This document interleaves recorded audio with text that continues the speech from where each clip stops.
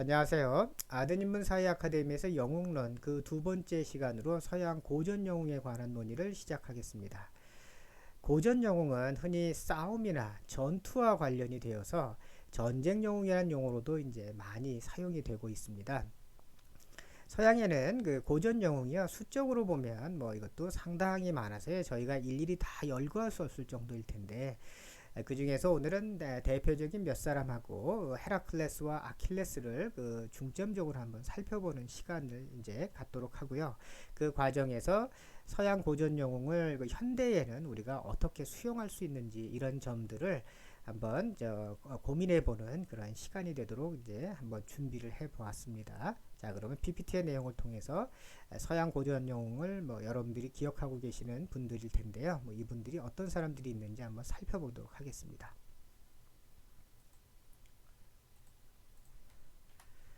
아마 대표적인 그 서양 고전 영웅으로 이제 우리가 기억할 수 있는 뭐 이 많이 언급되는 뭐 입에 우리가 이제 언급이 논의가 되고 있는 사람은 베올프가 있을 것 같습니다.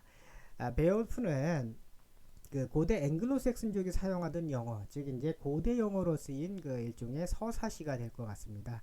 그런데 이 서사시의 제목이면서 동시에 이제 주인공이 바로 베올프인데, 이 베올프는 스칸디나비아의 그 영웅으로 우리가 인식이 되고 있고요, 알려져 있고, 이 덴마크를 구하기 위해서요, 그 사나운 아주 무시무시한 괴물인 그렌델과 그 엄마가 있는데, 어머니가 있는데, 이것도 이제 괴물이죠, 일종의. 이 둘을 이제 죽이고요. 이제 그러고 마침내는 그 입에서 불을 내뿜는, 서양에서는 우리가 용은 좀 사악한 존재로 인식이 되고 있는데, 이러한 그 사악한 용을 과 혈투를 벌여서 이제 승리하는 뭐 그런 이제 신화적인 그 인물이 이제 되겠습니다. 여기 보시면 이제 그렌델과 이제 혈투를 벌이고 있죠. 그 다음에 이제 삼손을 뭐 여러분들도 아마 다 아시는 얘기일 텐데요. 뭐 삼손은 데릴라하고도 이제 많이 언급이 되죠. 데릴라가 이제 여성이 될 텐데, 이 데릴라의 그 꾀임에 빠져서 이제 머리카락을 자라서 이제 힘을 잃는다. 뭐 이런 내용을 막 여러분들이 아마 영화로도 많이, 또 어린이 동화나 우화로도 많이 소개가 되어 있는 것 같습니다. 이 삼손은 그 성서에 나오는 이스라엘의 이제 전사이죠. 그러면서 동시에 이제 판관이기도 하고요. 아마 이스라엘 역사상 최고의 역사, 즉 이제 힘을, 용력을 가지고 있는 그런 초자연적인 힘의 소유자가 바로 이제 삼손이 될 것 같습니다. 또 토르도 뭐 영화로도 많이 이제 요즘 최근에는 이제 영화로도 이제 선풍적으로 이제 인기를 끌고 있는데요. 고대 이제 게르만족의 신화에 나오는 그 천둥의 신이죠. 뭐 흔히는 이제 이렇게 해머, 망치를 들고 다니고 있죠. 이제 그러면서 천둥을 내려쳐서 그 적과 싸우는 뭐 그런 전사의 이미지를 갖고 있습니다. 뭐 영화로도 이제 제작이 됐으니까요. 뭐 이 신화에 얽힌 이야기는 그냥 따로 이제 별도로 설명을 드리질 않겠습니다.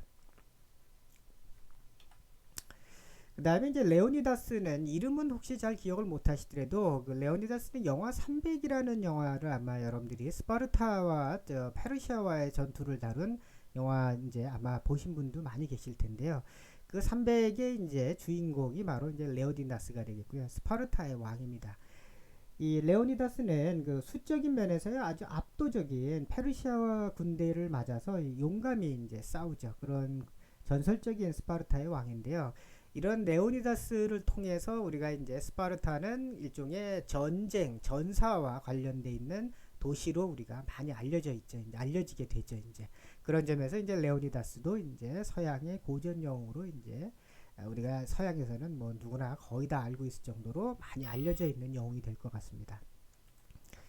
자, 오늘은 그 이 저희 주제 중에 하나인 그 헤라클레스를 구체적으로 조금 살펴보면요. 이 헤라클레스는 그 신분상 보시면은 그 이 올림푸스의 제왕인 제우스하고 그 다음에 이제 페르세우스의 손녀딸이 있는데요. 이 이름은 이제 알크메네라 그러는데, 이 제우스하고 알크메네가 사이에서 이제 낳은 아들이 될 것 같습니다. 그래서 제우스가 이제 신이고 알크메네는 그래도 이제 인간에 가까운데요. 이제 인간하고 신하고 사이에서 낳은 일종의 반신 반인의 형태를 띠는 게 헤라클레스가 되죠. 그래서 헤라클레스는 여러분들이 많이 알고 계시는 것처럼 그 힘, 그러니까 파워에 있어서 엄청난 힘을, 스트렝스를 가지고 있는 그런 사람이 이제 되겠고요. 근데 이제 제우스의 그 부인인 헤라가요. 헤라 여신이 질투를 해서 그래서 이 헤라클레스한테 시련을 내리게 하는데요. 그 시련으로 인해서 이 헤라클레스는 자신의 아내와 이제 아들들을 이제 죽이는 일종의 가정 폭력을 이제 자행을 하게 됩니다. 이것도 이제 대충 뭐 누구를 때리고 뭐 어떤 폭력을 쓰는 정도가요. 이거는 죽이는 거, 살해하는 정도라서 아내하고 아들들을 다 살해를 해버리기 때문에요. 그렇기 때문에 이제 그 죄를 씻기 위해서 이 자신의 형이면서 국왕인 그 에우리스테우스가 있는데 이 왕이요 12가지의 과업을 이제 제시를 하게 됩니다. 그 과업을 다 수행을 하게 되면 그 죄를 씻는 걸로 이제 인정을 해준다는 얘기죠. 그래서 우리 전 시간에 그 영웅학의 그 기원에서 그 살펴본 것처럼 영웅의 여행이라는 게 있었죠. 영웅이 이제 평범한 세상에서 뭔가 초자연적인 세계로 고통의 시련을 당하는 여행을 떠나게 됐죠. 그러면서 그 과정에서 시련을 겪고 그리고 다시 사회로 복귀하는 그런 내용이 이제 영웅의 여행이 될 텐데요. 마찬가지로 헤라클레스도 이제 비슷한 유형을 띠면서 그래서 이제 이런 12가지의 이 과업을 수행하기 위해서 이 현실 세계를 떠나서 이 초자연적인 세계로 이제 여행을 떠나게 됩니다. 그런데 이 모험이라는 여행이라는 거는 고통의 시간이죠. 그래서 12가지의 시련 중에 뭐 여러 개 12가지 중에서 대표적으로는 뭐 네메아의 사자라 그래서 여기 지금 나와 있는 이 사자가 인간들을 많이 해하고 있거든요. 그래서 이 사자를 죽이는 것도 하나가 들어가 있고 또 히드라, 뭐 여러분들이 아마 히드라라는 이름은 들어보셨지만 아마 조금 잘 모르시는 분들에 조금 설명드리면 머리가 9개죠. 이제 물뱀입니다. 뱀입니다. 이 히드라도 이 사람들한테 선원들한테 많은 피해를 이제 입히고 있거든요. 그래서 이것도 이제 히드라도 죽여야 되고 이런 근데 이들이 사자를 죽인다거나 또 이 히드라를 죽인다거나 이런 일들은요 굉장히 어려운 고통스러운 그런 거죠. 자신의 목숨을 다 내놓아야 되는데 헤라클레스는 이제 바로 그러한 이 고통과 맞서서 싸워서 마침내는 이제 이런 12가지 과업을 이제 수행을 해서 성취를 하게 됩니다. 그 과정에서 이런 어떤 의미에서 사회의 악과 같은 이 네메아의 사제라든가 히드라라든가 이런 것들이 사라짐으로써 이제 사회에 일종의 혜택을 베푸는 거죠. 이익을 베푸는 거죠. 그런 과정을 통해서 사회는 좀 더 좋은 사회가 되고 그래서 사회 속에 있는 일반 시민들은 사회 통합을 이루고 이제 평화롭게 살 수 있게 되는 그런 역할을 하는 그래서 아까 지난번에 말씀드린 조세 캠벨이 영웅의 여행이라는 그런 어떤 의미에서 보시면 그런 어떤 이 단계를 이렇게 거쳐가는 걸로 이제 우리가 볼 수가 있을 것 같습니다. 그다음에 이제 아킬레스는요. 아킬레스도 이제 테살리아 지방의 휘디아라는 곳에 그 왕인 펠레우스가 있습니다. 이 펠레우스하고 그다음에 바다의 여신 중에 하나인 테티스가 있는데 이 테티스하고 즉 왕과 여신 사이에서 낳은 아들이 바로 이제 아킬레스가 이제 되겠습니다. 아킬레스는 트로이 전쟁을 통해서 영웅으로 발돋움하게 되는데요. 트로이 전쟁은 그리스에 있는 헬렌이라는 왕비가 있죠. 이 왕비를 이 트로이의 트로이의 프리암 왕, 이 프리암 왕이라고도 프리암이라고 번역도 하고 있고 또는 프리아모스라고도 번역을 하고 있는데 이 트로이의 왕 프리암의 아들 중에 하나인 파리스가 있는데요. 이 파리스가 헬렌을 납치해 와서 자신의 아내로 삼아 버립니다.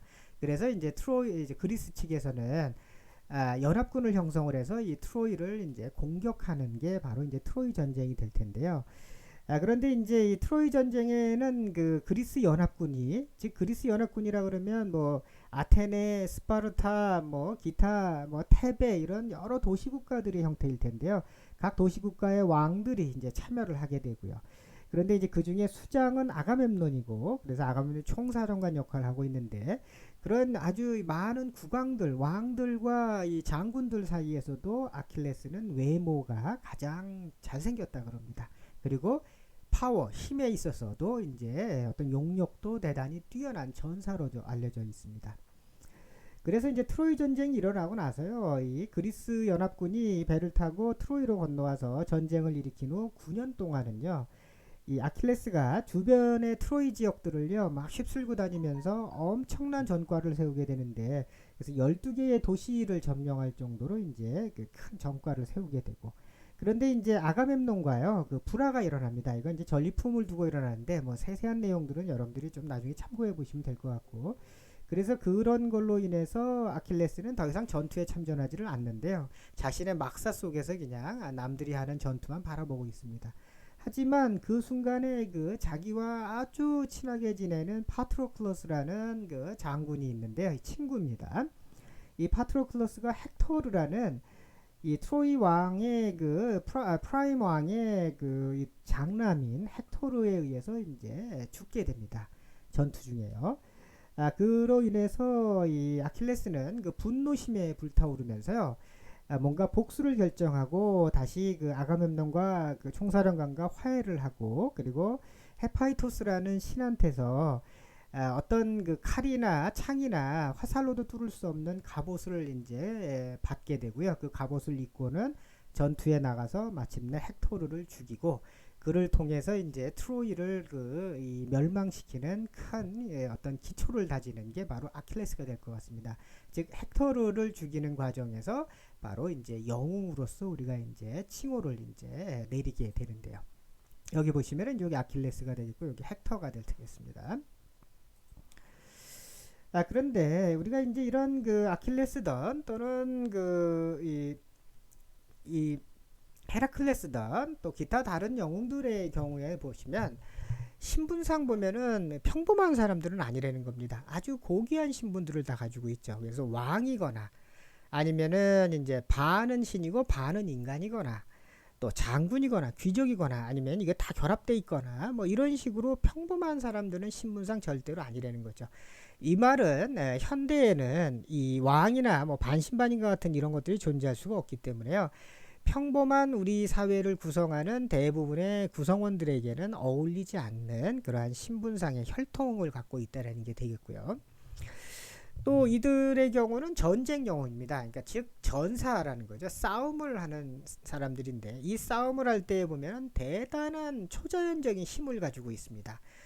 이것도 이제 마찬가지로 현대에는 전쟁이 물론 이제 많이 일어나긴 하지만요. 그러나 엄청난 힘을 가지고 상대와 싸우지는 않죠. 그래서 어떤 용기를 가지고 싸울 수는 있어도 힘을 가지고 싸우는 건 아니기 때문에 현대적 의미에서의 또 그러한 그 전쟁 영웅과는 또 다른 모습이 이제 될 것 같습니다.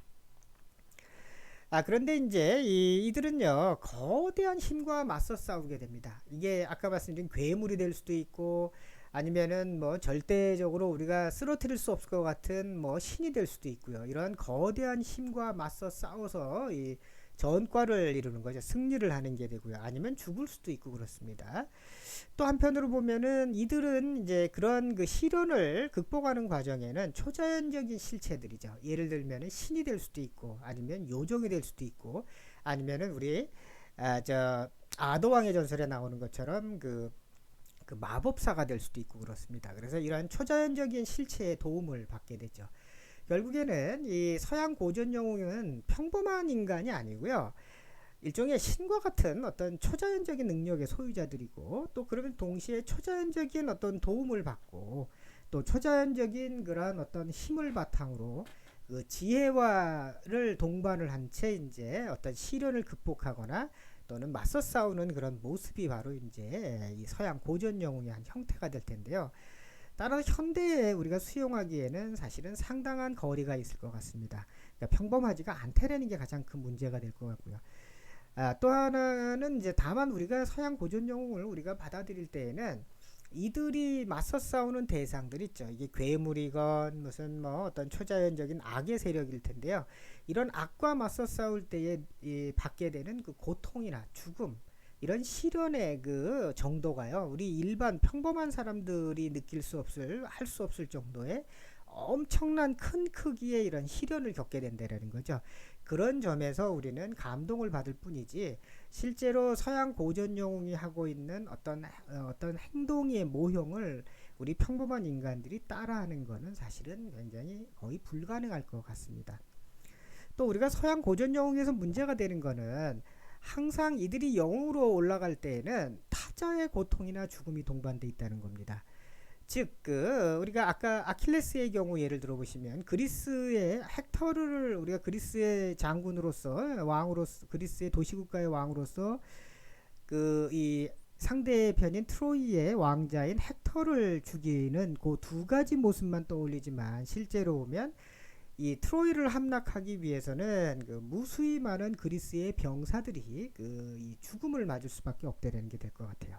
또 반대편에 있는 트로이 측에서도 보시면 무수히 많은 백성들 또 무수히 많은 병사들이요 이 죽음을 맞거나 아니면 그 가족들은 고통을 겪게 되죠.